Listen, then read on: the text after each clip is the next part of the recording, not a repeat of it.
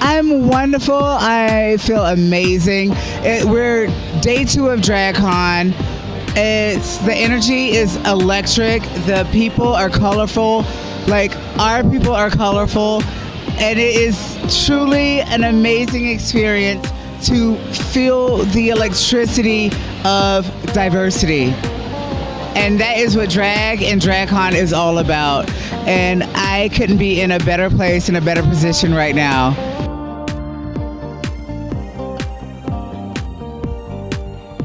If I get the invitation to be on All Stars 4, I would scoop that shit up with the quickness. A bitch needs her next 5 minutes of fame, bitch.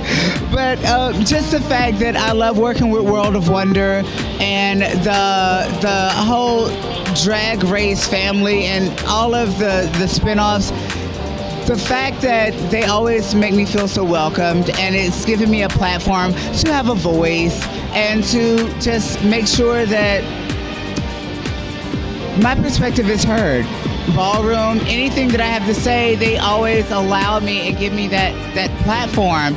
And DragCon allows me to continuously scream the praises of Ballroom and the fact that not everything is just a catchphrase that a show pulled out of the air. Those catchphrases come from roots, deep roots in gay culture, queer culture, and that is Ballroom. And I love the fact that RuPaul utilizes them, and I'm so much more grateful that I can actually be a voice to reiterate the fact of where they come from. Shade, reading, realness, that's a category in Ballroom.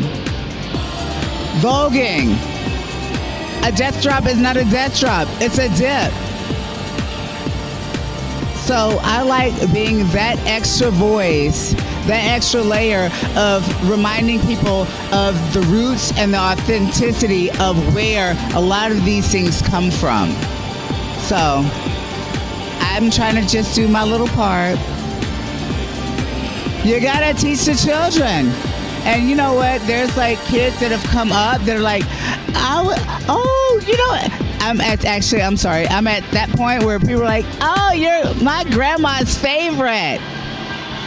Well, I mean, 10 years, almost 9 years ago, people were in middle school, and now they're like 21, allowed to get in the clubs now. So it's like there's a whole new generation that has only heard this slang and the verbiage from Drag Race. They don't know the origins of the slang and the terminology.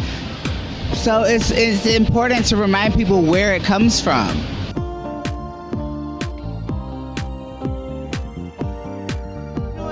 The whole thing with Aquaria and Vixen, they had a very deep conversation in Untucked. And I see exactly where the Vixen is coming from, because it's very real. You know, there's a lot of times that queens do or say something that might be snide or offset, that it's like, oh, that was quick, that was witty, that was shady, and it's applauded when girls are white. But even if you're darker, and you know, it's not even necessarily, well, it's basically a black thing, but if you are darker, and there's more emphasis put on the darker girls, that if they say something that's cutting, you're angry. Or if you're actually responding to shit and calling people out on it, you're angry or you're aggressive, or why are you being so pointed?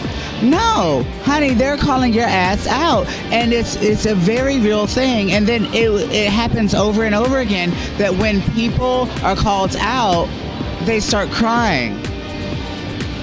Girl, you had the nuts to say it to me, so have the nuts to stand on your own 2 feet when I come back at you.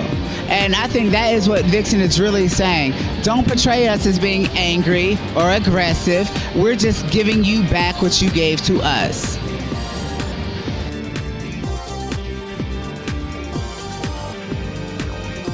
If I was stranded on a desert island with any queen, one queen, it would be Bianca Del Rio. I would be entertained, she's innovative, and I'm sure that I could eat her coconuts.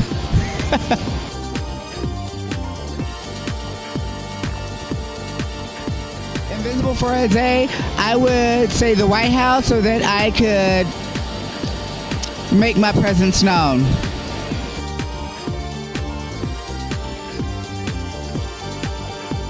My kryptonite would be other people's opinions.